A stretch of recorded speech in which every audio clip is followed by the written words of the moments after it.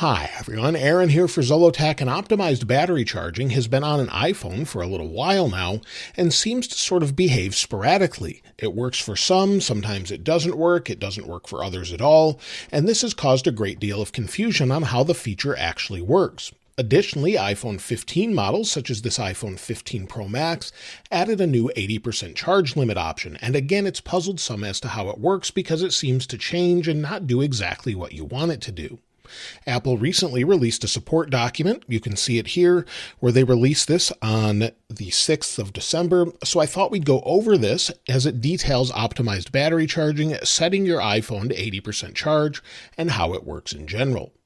Now, optimized battery charging is not a new feature. It's been on iPhone since iOS 13, and if you go to your battery health and charging, you'll see that we have the option here. The option's slightly different on the iPhone 15 series phones than it is on the 14 series, where we have optimized battery charging, and all of the older phones just have a switch to turn it off and then on.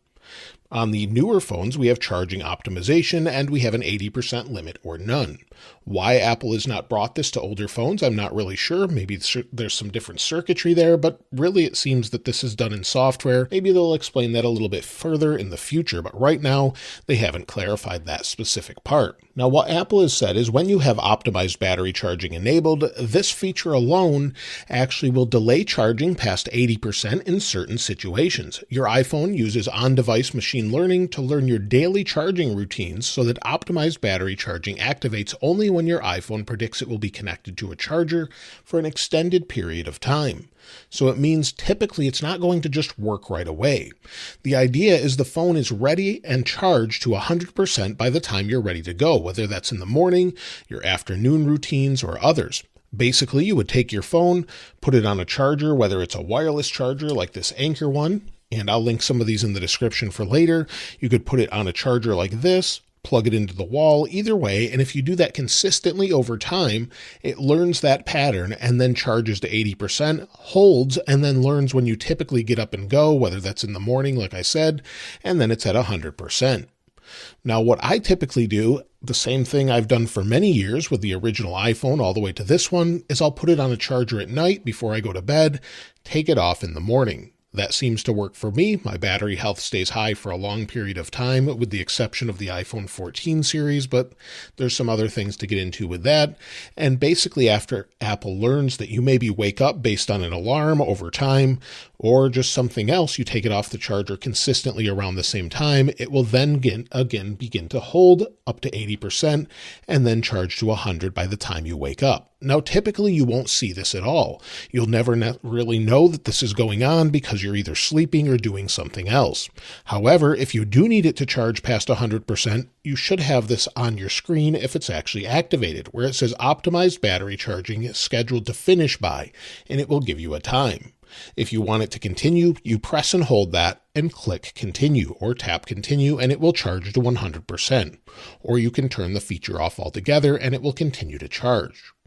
Now, a few things need to be enabled in order for optimized battery charging to actually work. For example, you need location services on. This is because it recognizes where you're regularly at the same place, and then again, it needs to learn that. So in settings, if we go over to our privacy settings, under privacy and security, under location services, there's a few options that need to be on. Not only does this need to be on, but also system customization must be on. So if we scroll to the bottom, we have system services as well, and again, that needs to be on as well. If we scroll down, you have significant locations, that also needs to be on. So all of those three things need to be on according to Apple. System services or system customization, location services, and significant locations. If all of those are enabled, then you'll actually be able to use this feature. If they're not, the feature will not work at all. Now, once all of those things are enabled and you're on a regular routine of charging, this actually can take some time for it to learn what it needs to. Apple says it needs at least 14 days to learn your charging habits.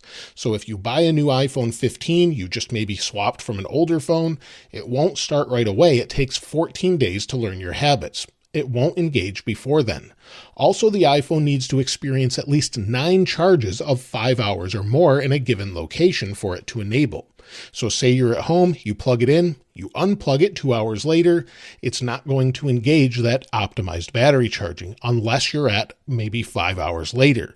You need to leave it over time for it to learn that. Now, if your device stops at 80% and gives you a message that it's too warm, the iPhone will hold the charge a bit. Again, you'll see it hold a little bit there, and the battery, if it was too hot, will stop charging. Once it cools down, since it has sensors internally, it will begin charging again. But that's something different than optimized battery charging, but it goes along with optimizing the battery's health and life over time. A couple other things to know is if you go into your settings, and again go to your battery, on an iPhone 15 model, if you set this to 80% limit, this again changes a little bit how it works. This actually may charge up to 80% and hold, but it also may drop back down again. According to Apple, it could drop down to 75% again before it starts charging. So it basically is bouncing it down from 75 back up to 80 and just holding it there over time. Apple also says occasionally it will charge to 100% to maintain accurate battery state of charge estimates, because you typically need to charge your phone all the way up, drain it all the way down to sort of learn that over time. That's sort of how it works, and once it learns that, you're good to go. So that was a lot of information as far as how it works, but basically location services on, give it 14 days, leave it plugged in over 5 hours, and it should engage that over time. Now, as far as chargers you can use to get the most out of your battery health, there's a couple different arguments on this. Typically, I just use MagSafe battery chargers or MagSafe compatible chargers because I like to charge wirelessly. It's convenient. However, in my car, it gets too hot, so I typically use a charger there, just using its built-in USB-C to USB-C charger. However, if you want to get the most out of it, you don't upgrade your phone every year or maybe every 3-4 years, and you want to get the most out of it, you typically want to charge with a lower power charger.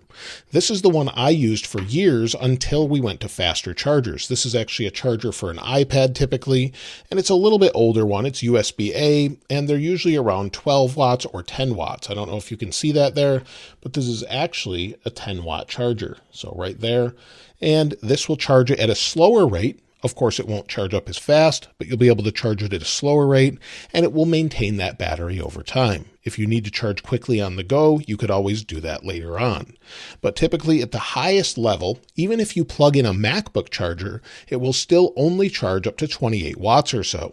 So really, the phone regulates the power going into the battery, not the charger itself. So you could have something as high as maybe 100 watts plugged into it, and it still will only charge at a maximum of 28. But if you want to maintain it at the lower power for over time, then maybe you want to go with a 5 watt, or I would probably go with a 10 watt older iPad charger if you have one. That will typically maintain it about the same as the 5 watt anyway. Now, again, like I said, I like to use MagSafe because of its convenience. It also has sensors typically, and it keeps the phone relatively cool, even though it will heat up a little bit when it's charging. But that's how I charge, is on a MagSafe charger. But again, the very best chargers are going to be the lower power ones over time. But if you don't care about that, you'll probably use about 3% more of your battery health than if you were using this one. So it really varies, but again, optimized battery charging is there to use, and those are the things you'll need to know for it to actually engage and work properly. Hopefully that clarifies everything with battery charging. Let me know if you have any other questions or things you've noticed in the comments below. I'll link this wallpaper in the description like I normally do, and if you haven't subscribed already, please subscribe, and if you enjoyed the video, please give it a like. As always, thanks for watching. This is Aaron. I'll see you next time.